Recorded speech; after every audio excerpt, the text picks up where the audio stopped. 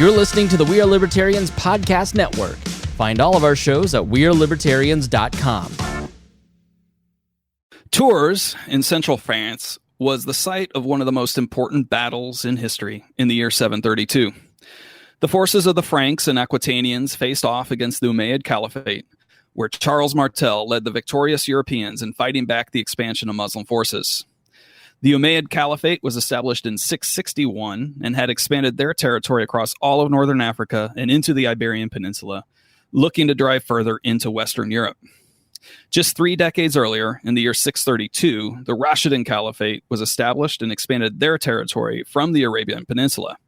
In a series of military victories over the Eastern Roman Empire and the Sassanid Persians, the rapid expansion of territory set the stage for one of the largest empires in early modern history. The establishment of this first caliphate, a derived word in Arabic to denote a political religious ruler who derives power as a successor selected by God, occurred upon the death of the Prophet Muhammad. Born in 570 to a tribal leader in the trading city of Mecca, Muhammad was raised by his grandfather and uncle after the death of his parents. Around the age of 40, he was visited by the angel Gabriel and received the revelation of the words of God. Muhammad faced opposition in Mecca as he preached of an all-powerful single God, shared by Judaism and Christianity. He migrated from Mecca to Medina in 622 and eventually raised an army of his faithful followers to conquer Mecca 7 years later in 629. By the time of his death, just 3 years later, the Islamic faith, as shared by Muhammad through his revelations from God, had unified the entire Arabian Peninsula.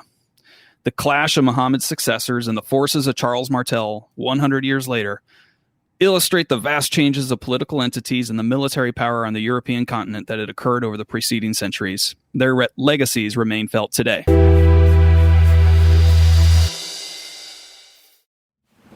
Welcome to the History of Modern Politics. That voice was Matt Wittlief, and my name is Chris Spangle, and we thank you so much for joining us.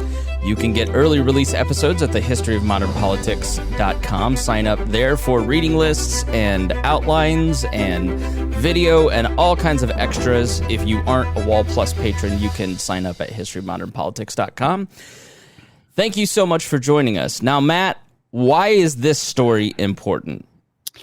Yeah, I mean, this story really helps us set the stage of, what is going on throughout the continent. And as we've talked about in previous episodes, most of our story arc is concerning the British as we ultimately get to, modern politics. And you can't tell the story of Britain without the story of France. Right. There's ongoing wars between the French and the British. It's like a national pastime for both of them. And we need to understand the dynamics of how the French came to be in order to talk about, kind of what comes next. And, we'll learn later that even the early kings of England that we'll talk about, really are French people, right? Yeah, I mean, in doing this show, I've been surprised to learn that French was the official language of England for a very long time. Much of our English words come from the French of this period, and legal French was the way that lawyers did business for a very long time in England.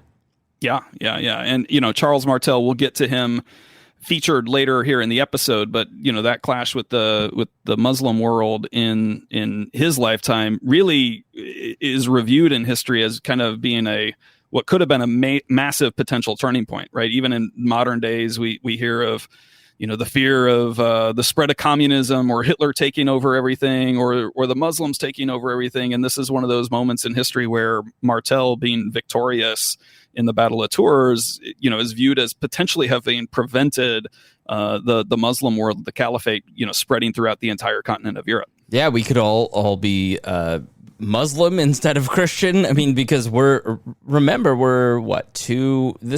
story that we're talking about today is 395 to 885. Islam comes around in the 600s and rapidly starts to expand, and we still feel those tensions today. And you obviously want to talk about the Crusades and how important that was in future episodes. But today's episode really just shows that Britain isn't an isolated outpost. Much like today, China versus America versus Russia, there's a lot of interconnectedness. There's a lot of tension that comes about from that. And it's not all bad. It's not all good. It's what it is. It is what it is. Yeah. You're connected militarily, economically, culturally, and dynastically. So we started this episode, it was titled, if you look at the original outline that we posted in our introduction episode, this is going to be about the Holy Roman Empire, Matt. It was supposed to be, but as you know, we got in and did our research and really wanted to connect the story together. We're barely going to talk about the Holy Roman Empire. In fact, I think other than just talking about it right now here in the episode, the words probably won't come back up again. But the goal of this first season, or I'd say the midpoint, high point of this first season of our episodes is going to be the Magna Carta, right? A foundational event in the history of liberty, the history of political development in Britain. And, all of the episodes so far, and really kind of the next one or two, are preludes to make sure that we're setting the stage, understanding all the various pieces on the chessboard and the backgrounds and the history that will help us get to that Magna Carta. And we can't explain the events that surrounded the signing of the Magna Carta without explaining the Byzantine Empire and the Muslim world and what was going on in the continent with the establishment of what eventually became France and the Holy Roman Empire and such. Because it's all very consequential. We call these the Dark Ages because there isn't a lot of written history about the Dark Ages. You have the fall of Rome, and so writing goes away. I mean, there are some bishops, there are some kings, there are some people who write. We know a lot about Charlemagne because he I don't think he wrote. He did read. He didn't write anything. Excuse me.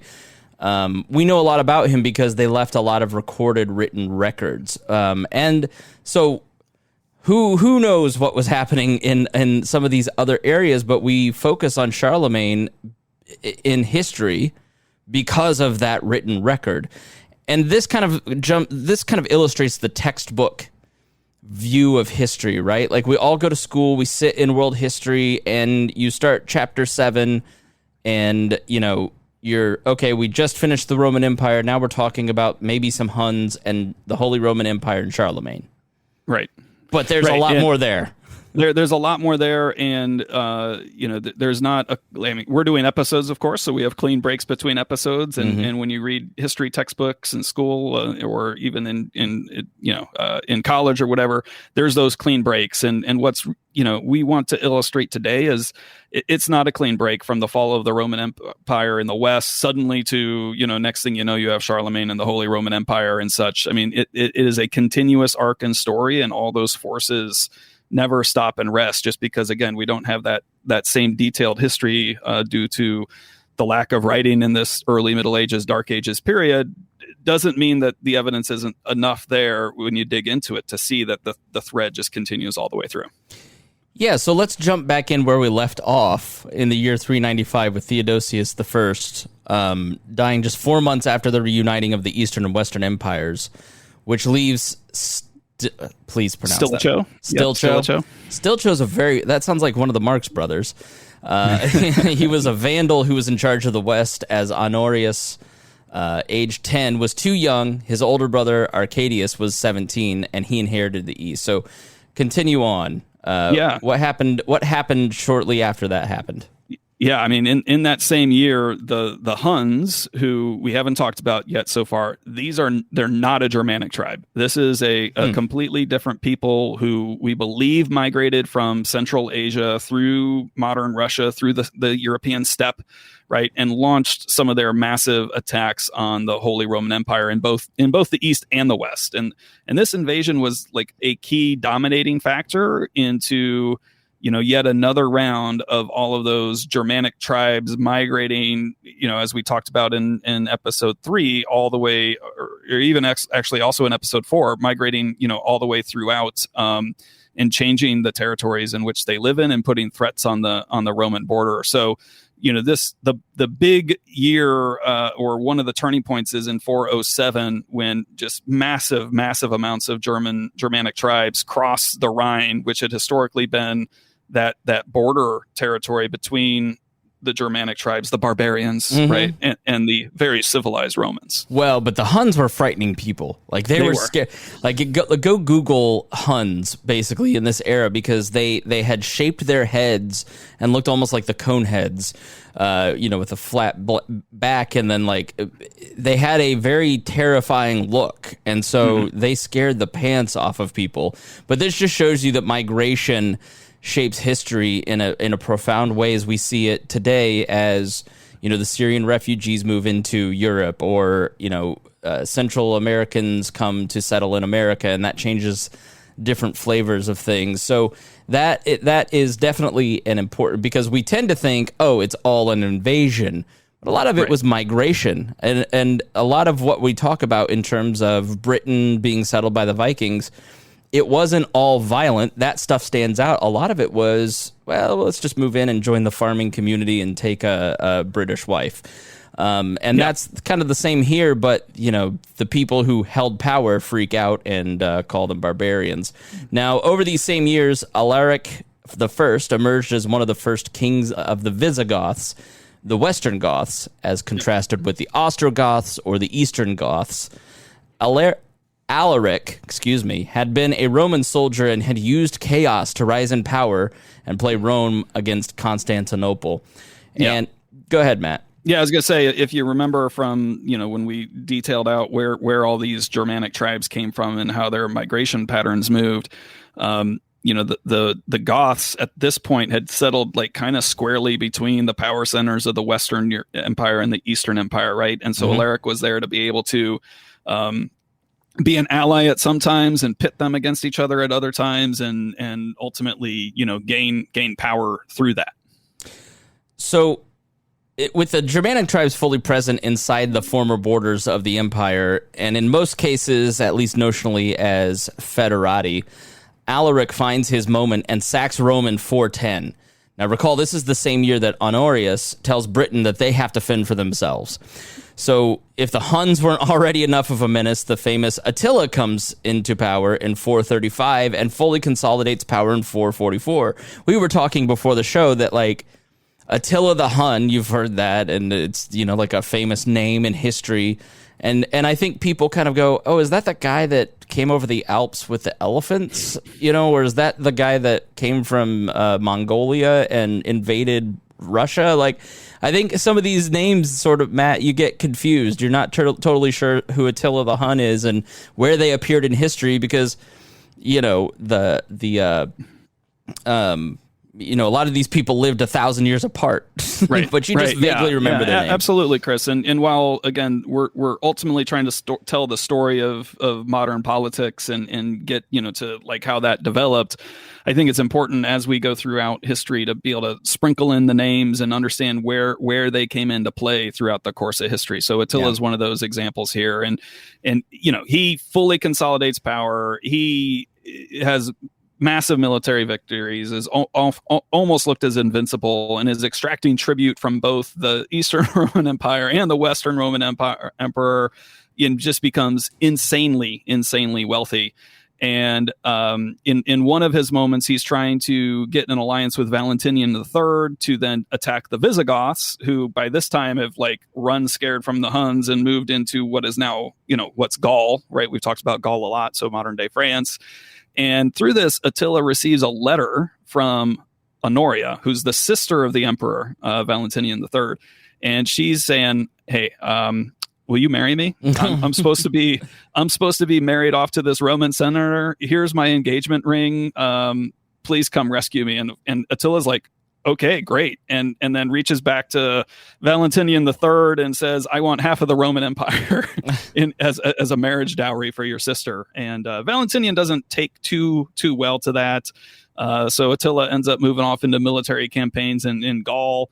And, again, in one of these big battles in France, in Gaul, in the what's called the Battle of the Catalonian Plains, he's actually defeated in 451 by a unified force of Romans and Goths and others. And so he comes back to Italy ready to marry Honoria and exact his revenge on Valentinian.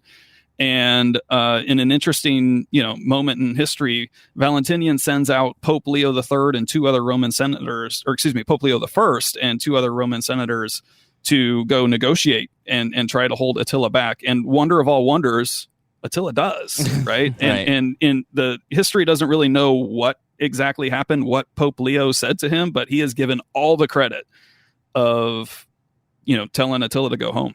Yeah, that's kind of, and then the Huns are never a threat again. And this is sort of a common theme is you have a great man of history like Attila the Hun, or we'll see with Charlemagne, that springs off of a lesser predecessor who sets the stage. The great man comes and builds up something big, and then it's just in their wake like a bunch of losers. Right. This is a very common theme throughout history. So let's talk about the political state of Europe at the fall of the Western Roman Empire. So 25 years following Attila, Europe continues to be mired with the dynamic of emperors dealing with military generals who often wielded more power, as we saw in the Fall of Rome episodes. And they're balancing alliances with Germanic tribes and trying to hold back the other tribes who threatened the Roman territory. Now, by 476, it's over when Odoacer. All right. I'm not great with names. I've never been great with names. So listeners of this program are just going to have to get used to it. I've also heard Odoacer. I think either one is probably all right. And he gained control of Italy and was even acknowledged by Constantinople and Emperor Zeno as the king of Italy. Now, we're skipping some good stories, Matt, aren't we? Oh yeah, of course. I mean, and that'll happen throughout this episode, and little known stories. But once you dig in, they're really good. But unfortunately, we're just gonna have to. But that's part of why. But that's part of why we do the show notes, so you can go back and look, and then the reading lists are comprehensive. So every episode, you could probably spend 2 years reading just the books that we've collected that we have read over the history of our intellectual pursuits. We put some podcasts, some documentaries, some various things to help you kind of learn some more of these stories. So make sure that you check that out in the show notes. That's available to members at historyofmodernpolitics.com. But, there's great stories like Aetius, Theodoric, Majorian, Ricimer, and many, many more. That's right. So now we're in 476, and, I don't want to, this will be a little dense, so we want to go kind of quickly, but we want to give you a decent tour of like, okay, who's where in 476 when, at least according to, if you have to put a break in history of when the fall of the Western Roman Empire happened, like what does the rest of Europe kind of look like at this point? So starting kind of due to the north, in what's north of Italy, modern day Switzerland, you have the Alemanni people. So this is a Germanic tribe. I think we touched on them briefly, and they're operating somewhat independently in the Rhine Valley. You move to the east, we have a very short-lived kingdom of the Rugii. They emerged after the fall of the Huns, because this is the territory that was the central power of the Huns, sitting north of the Balkans. And they end up ultimately getting conquered quickly by their neighbors to the east, who happen to be the Ostrogoths. They're led by Theodoric, later known as Theodoric the Great. And this is different than the Theodoric we already talked about. This episode is going to be crazy with names of people that are like the same name over and over again. So this is like one of the first examples here. And at this time, they're Federati, which I don't think we've covered what a Federati means. And we'll get into this deeper in the next episode. But think of it as they're operating under the kind of cooperation, but subordinate to, in this case, the Eastern Roman Empire. So at this point, Ostrogoths are aligned to and kind of a sub-kingdom of, but still independent of the Eastern Roman Empire. And Theodoric is just kind of settling into the power, and he eventually goes around in 493, and the Ostrogoths conquer Italy, okay? And then the last piece, before I turn it over to you, Chris, is in modern-day Croatia and the Dalmatian Strip, you have a rump state, or a former remnant of the Western Roman Empire, ruled by Julius Nepos, who thinks of himself still as the Western Roman Emperor, but has no power, and he's quickly, assassinated by Odoacer, and Odoacer comes over and takes control of that territory in 480. Yeah, so one thing that people need to understand is the two empires, the Eastern Empire, which is, over more towards, Turkey, modern day Turkey, and then the Western Empire, which is over more towards modern day France. The Eastern Roman Empire remained powerful for a long time after the quote unquote fall of the Roman Empire versus the Western. The Western Empire collapsed under the weight of these many different tribes. And so the still powerful Eastern Roman Empire under Zeno spanned from the Balkans and modern day Greece through modern day Turkey and all throughout the Mediterranean coast down the Levant, which is think Israel, the Sinai Peninsula, the Nile Valley, to modern-day Libya over on the northern coast of Africa. Now, the Vandals had established their territory along the central and western Mediterranean coast of North Africa and also held some islands, including part of Sicily. The Visigothic kingdom held most of the Iberian Peninsula, including the Suebic kingdom in the area of modern-day Portugal, which is next to Spain, and had territory well into Gaul, which is modern-day France and Germany. Landlocked to the northeast of the Visigoths were the Burgundians, which is one of my favorite names to say in history. The Burgundians is a great name. In northern Gaul, along the coast, was another rump state of the Roman Empire called the Kingdom of Sacians, or the realm of Sagarius. Now, finally, to the north of the Sacians and also sharing a border with the Burgundians and Alemanni, are the Franks. So it's worth noting that our friends in the last episode, the Frisians, Saxons, the Jutes, the Angles, are further to the northeast and north of what we've covered. So the Franks are kind of northern central France. The Frisians, Saxons, Jutes, and Angles are more towards Scandinavia. Yeah. If you think modern day Netherlands into even maybe parts of Belgium and over to the northwestern parts of Germany is where the Frisians and Saxons are. Gotcha. So this brings us to Clovis and the Franks. The Franks are very important, and out of the Franks are very strong in this period. And obviously, France is sort of, again, where you start to see some of the modern things, the words that we use all start to develop. And like we said, you've heard of Charlemagne. You've probably heard that name. Maybe you've heard of Charles Martel. But Matt, not a lot of people have heard of Clovis. And Clovis was really, really important, wasn't he? Yeah. I mean, he is the first to really unite the Franks and establish, rule over the territory of all of what is France today, after it was part of Rome, right? After it was part of the Roman Empire. So, you're tempted to kind of start your discussion of France with and then Clovis came along, but he lives right in this period of time that we've been talking about. So at 476, which is the exact time that we're saying is the fall of the Roman Empire, Childeric the First is king of the Franks. So not much is known about him, but records seem to suggest that he had been in the Roman military, helped fight off the Visigoths, appears to have allied himself with Odoacer, and maybe even fought as a young man against the Huns. Childeric dies 5 years later in 481, and his 16-year-old son Clovis now comes to power as king of the Franks. And Clovis quickly moves to conquer Sagarius, that rump state of the Soissons, in 491. Maybe not quickly, but 10 years later, he's only 16 years old, right? So by the time he's 26, right, he's now conquered Sagarius, and through a series of political moves, he's working to build his support throughout Gaul. And he instead of trying to execute everybody from Sagarius's army, he incorporates them into his army. He takes a Catholic wife, converts to Catholicism, aligns himself with the elite, the Gallo-Roman elite, who do have that tie back to Christianity. And these political moves and military victories through that, he eventually unifies all of Gaul, taking significant territory away from the Visigoths and the Alemanni. So the Visigoths have now fully retreated into Hispania, the Iberian Peninsula, and the Alemanni are essentially incorporated into the Frankish kingdom. Yeah, and in this story, we sort of see what we saw in the last episode in Britain.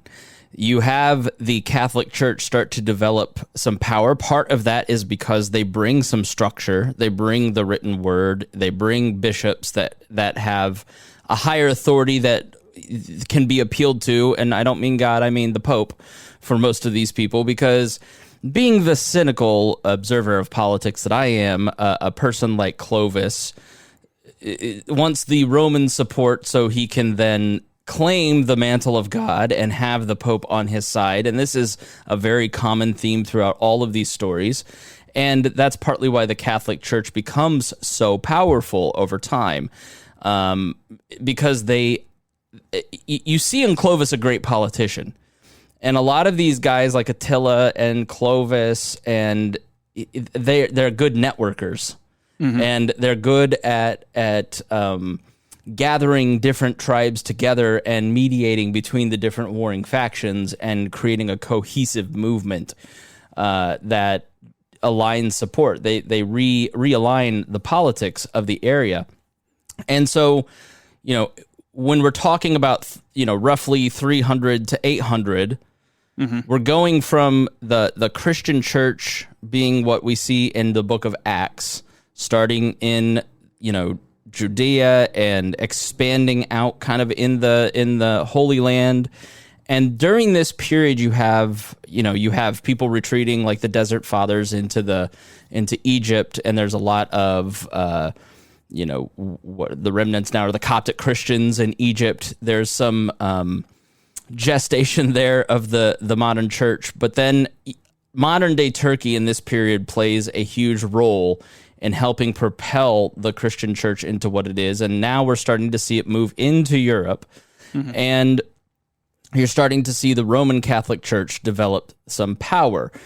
So we need to talk about some of how that developed, because if we're going to talk about the history of Britain, then we obviously need to talk about the importance of Catholicism. So in doing our research for the show, what have we learned, Matt? Yeah, I mean, the Catholic Church really starts to grow and accumulate property through its legalization, right? That we talked about under Constantine. So it can't be understated in importance, but it's maybe not quite as straightforward as it might be on the surface. Being able to be openly Christian is obviously, an obvious benefit, that you're not being subject to persecution or death. But there's additional ways. So the church is allowed to actually accumulate property. And so when church followers give to the church, the church starts to acquire lands and become wealthy, and that is not then extracted back into the hands of the state, right? Into secular leaders. It's allowed to stay with the church, and accumulating land and wealth certainly leads to power. And in fact, it's not just sanctioned; it starts to become even endorsed, and then the elites start to follow suit. The church also starts to get its own legal jurisdiction. We'll talk about in a future episode kind of the history and development of law, right? But, this is an important piece. The church actually starts to be able to run its own independent legal system and arbitrate disputes amongst people. And sometimes people would rather do that through the church than through the state. And that is another factor that, really starts to drive additional power and influence to the church. And as the Roman Empire falls from Diocletian's autocratic utopia that he tried to set up through the ongoing civil wars and such into military chaos and dissolution, one of the safest and best places for those who wanted to be educated and learn and even have training to whether they went back into politics or secular leadership versus church leadership was in the church. And so the sanctuary of the church, had, writing and knowledge and all of these things that, was hard to come across in daily life in the secular world. Yeah. So with these notes as a backdrop, there are just a few key individuals in the development in this period that we want to guidepost for you, because you've heard their names, and maybe just give you a little brief background. And then if you find them interesting, you can go and do your research. So let's talk about Ambrose. He was born in 340 in Gaul, again, France, Germany today, to Christian parents, and he moved to Milan. He was well educated and rose through the Roman secular government, becoming the governor of the province in 372. Remember, being the governor of a province was lucrative. And 2 years later, he accepted the position of Bishop of Milan, making him the first high-ranking upper-class Roman official to take the office of bishop, which tells you where the money's going. So he was well acquainted with Roman emperors, and if you recall, Christianity was made the official state religion of the empire in 380, with the Edict of Thessalonica. Now, Ambrose's political connections, education, and strong faith evidence through his writings were a major influence on the Roman upper and imperial class. He died in 397. Yep, and then we move around the same period. Jerome, born in the 340s in modern Croatia in a Dalmatian village, he grew up well educated as well. Converts to Christianity in the 360s while in Rome. It's part of his training and education. He goes on to transcribe one of the most famous translations of the New Testament.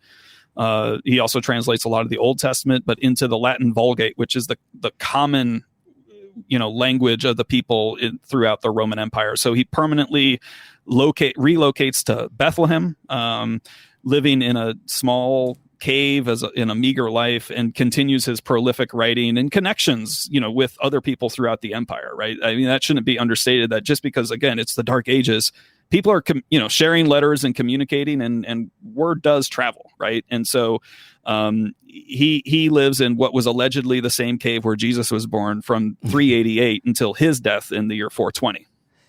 Yeah, so and let's just take note of the Vulgate and its importance in future episodes. But when you're talking about the people that we know and the history that we read today, a lot of it is because it was amplified, copied, and written down during the fall of Rome, right? So we don't have Homer in his handwriting. We don't have Virgil in his handwriting. We don't have Paul in his handwriting. We have copies that survived things like the burning of the library in Alexandria. Had that not happened, then we'd probably have a lot more information. But the Bible, because of the Latin Vulgate and Virgil's writings, are the two most well-preserved ancient texts that we have, which leads us to St. Augustine of Hippo.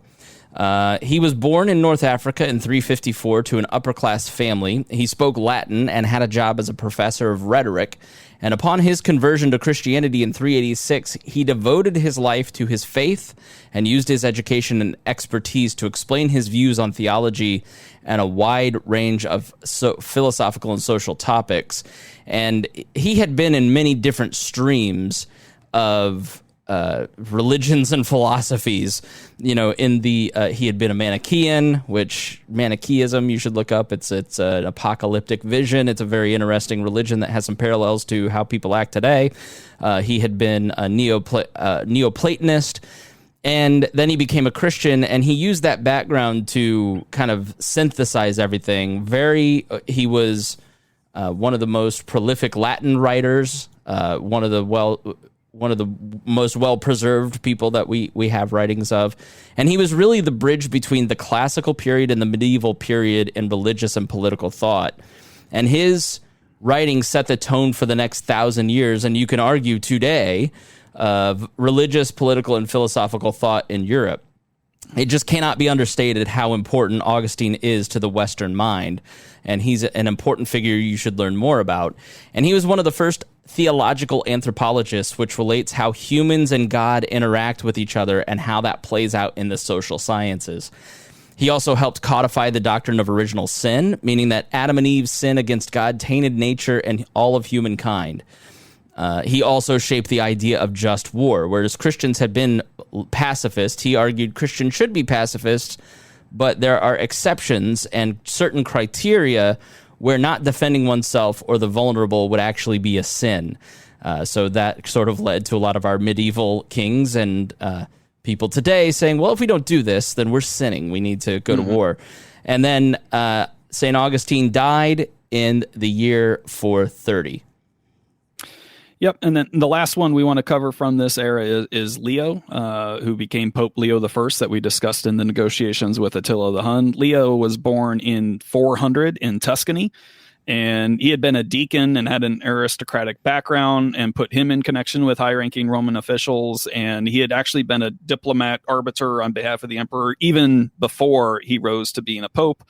So he had that reputation and those connections. And then, he was further elevated after being in the office of the Pope with his negotiations with Attila, which, many viewed as like a divine sign, like that it was a miracle that he was able to get Attila to walk away, and the Huns ultimately disappeared just a few years later. So he is referred in history as Pope Leo the Great, and he died in 461. So these four individuals who are basically all contemporaries, there's overlap amongst them all.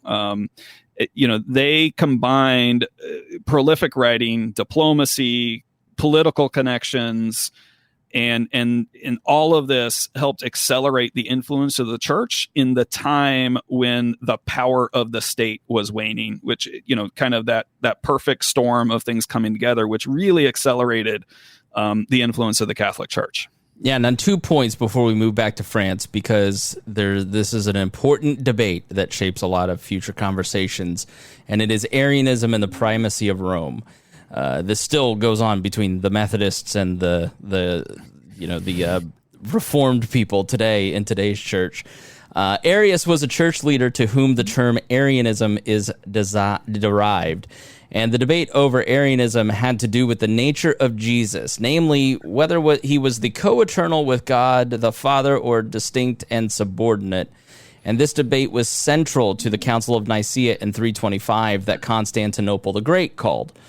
Arianism was rejected as heresy by the church leadership. However, Arianism persisted and had many, many adherents. And this is very common. You have a lot of debates because, remember, it's not one clear line of we're all pagan, now we're all Christian. Right. And so Augustine was really, going back to Augustine, very important in reshaping the mind of the Western people from your tribal paganism to your Christian worldview that you see now. Now, notably, the Germanic tribes and kingdoms that converted to Christianity tended to adopt Arianism as opposed to Catholicism. In this way, Clovis was unique because he became Catholic and not Arian, like his Visigothic and Alemanni neighbors. So you see that blending of Arianism with existing religions. And, Matt, it's like one of those things that, Easter and Christmas were actually pagan holiday. It's like, yeah. That's where this comes from, because it was a political tool and useful at the time. That's right. And then the other aspect is, as the Western Empire is crumbling, the Catholic Church did not, right? And the influence of church leaders that we just discussed continued the acceptance of Nicene Christianity in the Eastern Roman Empire. And the Bishop of Rome then thus remained important and recognized. And, if you recall the four main holy sees, bishoprics were Rome and Constantinople, Antioch, and Alexandria. Three of those are in the East. Only one of them is in the West. Right. And as the Eastern Roman Empire kind of tries to figure out, what they care about the most in the West, it was just Rome. And this allowed that, and the combination of, their claim to being, back to Peter as opposed to Mark, the disciples, really helped to further cement and establish this notion of primacy of the Bishop of Rome as the true Pope. If you remember, or true leader of the church, if you remember, like the name Pope didn't really fully kind of come in and cement to the Bishop of Rome until, a few centuries later still at this point. So let's talk about the Merovingian to the Carolingian dynasty. Let's jump back to France. As you study their history, you're going to run into the Ians, as I came to call them, the Merovingians. So tell us about Clovis to Charles Martel, Matt.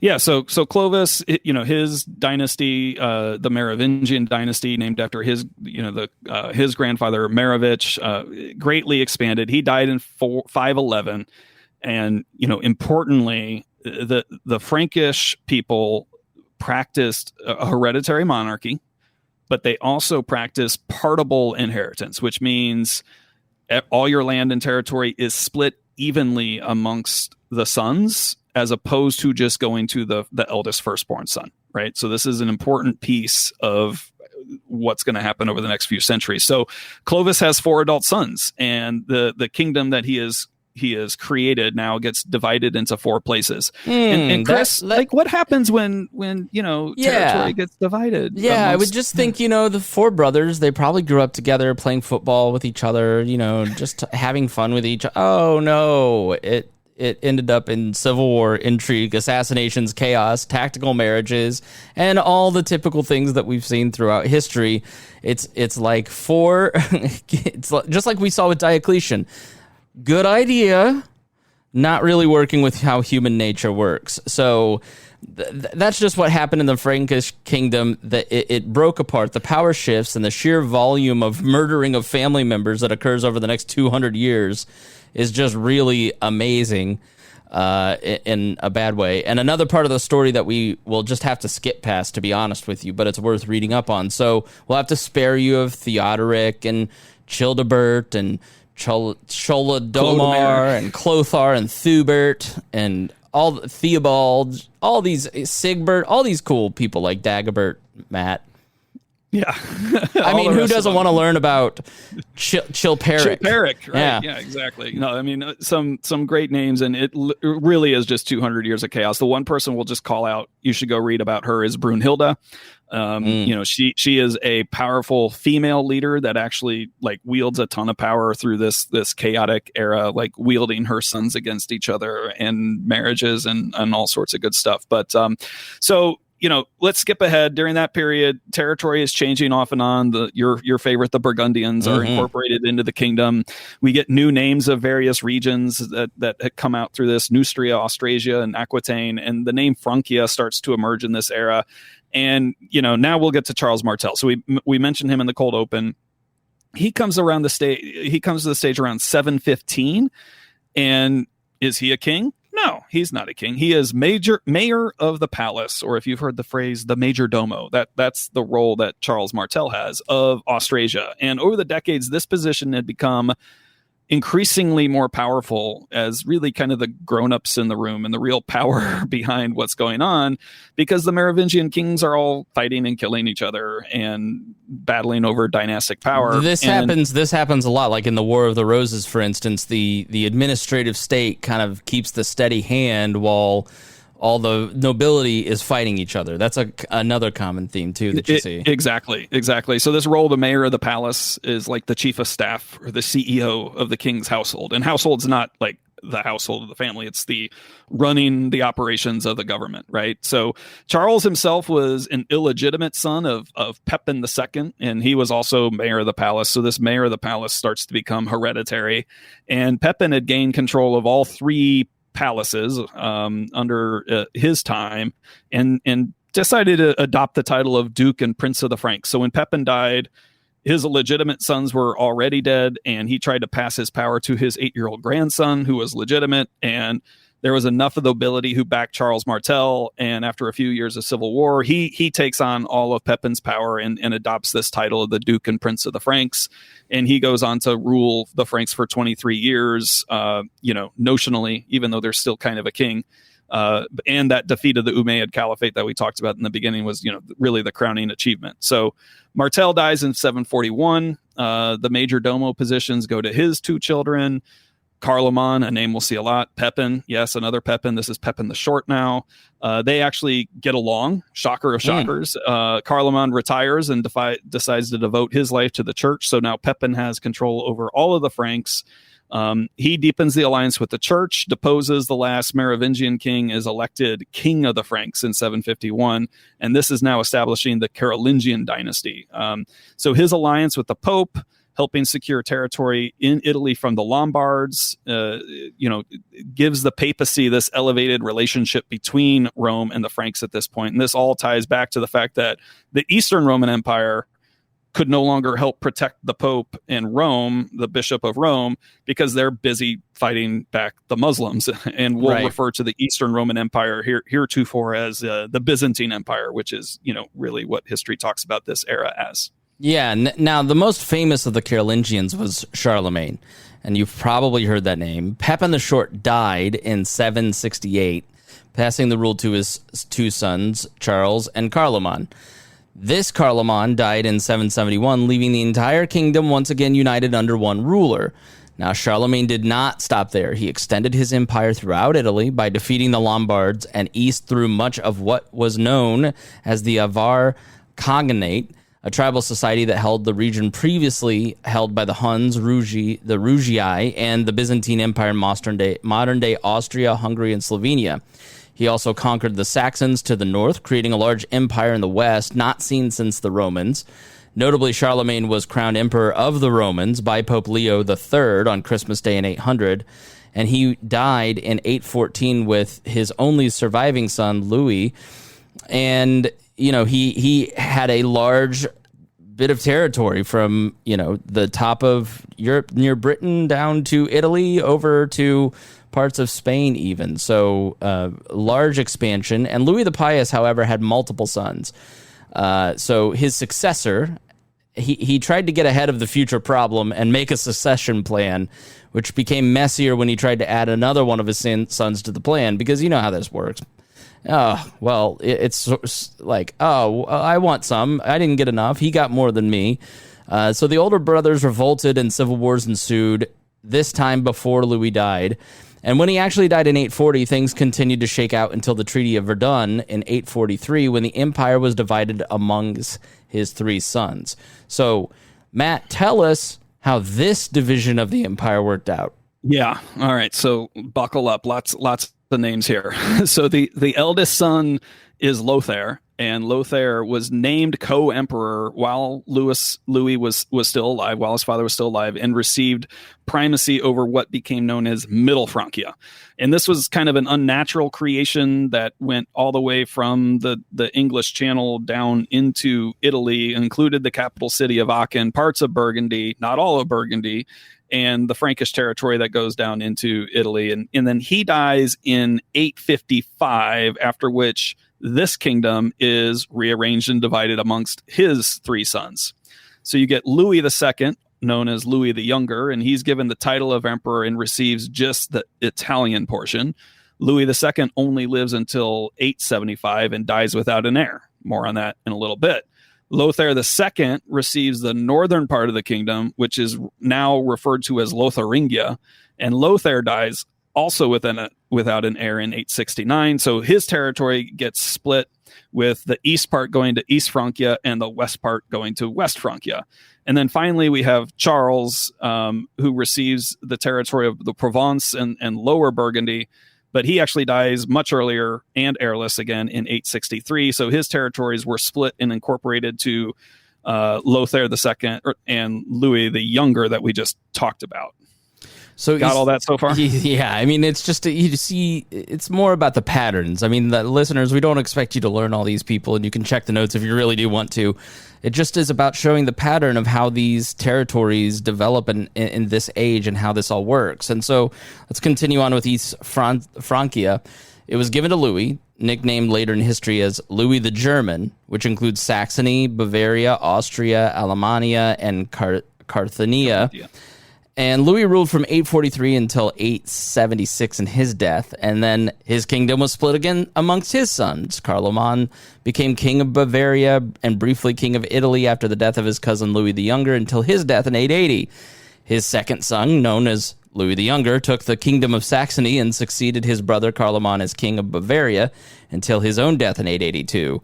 The youngest son, known as Charles the Fat, inherited Alemannia and parts of Burgundy, and he and his two brothers actually cooperated, which we know is rare, and he inherited all of his brothers' lands after their deaths by 882, which also made him emperor.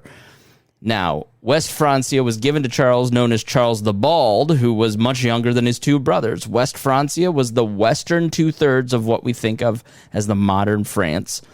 When his nephew, Louis II, the Younger, the son of Lothar, died in 875, the kingdom of Italy and title were claimed by both Charles the Bald and Louis the German, and the Pope sided with Charles and granted him Italy and the title of emperor.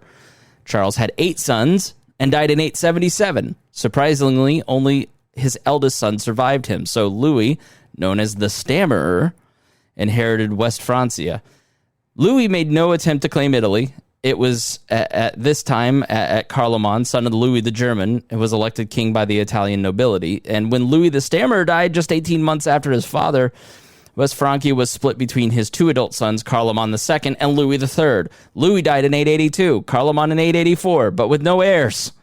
And Louis had one other child that was born in 879, also named Charles. So if you're keeping track at home, despite all the divisions of the empire, there is only one adult heir in the entire lineage of the Charlemagne, and that is Charles the Fat, who through attrition now claims the entire Frankish kingdom in 885. And we leave at that point, Matt. Yeah, so we're unified again. Not necessarily through any major military conquests, but just through death and attrition and somewhat of cooperation amongst cousins and nephews and brothers and all sorts of craziness. And we'll pick up this story in a couple of episodes where we figure out what happens next to Charles the Fat and how that leads to our story back on the island of Britain. Well, that ends this episode of the History of Modern Politics. My name is Chris Spangle. That is Matt Wittlief. We invite you to join and become an HMP Plus member, which is what I just decided to call it right now. Join the HMP Plus, and you can get the video. You can get early release, but sometimes by 6 to 9 months, you're going to get these episodes early. You can get the reading notes, the show notes, tons of great stuff when you join as a member at historyofmodernpolitics.com or wallplus.com. Thank you to all of our We Are Libertarians listeners, and thank you to our patrons there. Thank you so much, Matt. We appreciate it. Thank you, Chris. We will see you again in 2 weeks.